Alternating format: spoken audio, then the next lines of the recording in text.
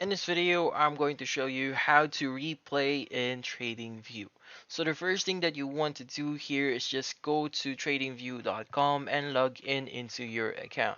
Once you've done that, go to the stock or asset that you want to replay. So for this example, we have Netflix. So go to the top section of your screen where you see the replay button here next to the alert.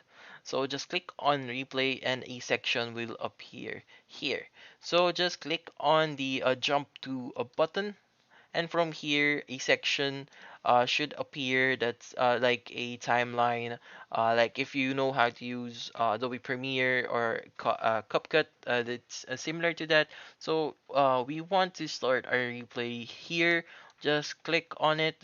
And from here, you just want to adjust your replay speed. It might be the times 3 or times 10.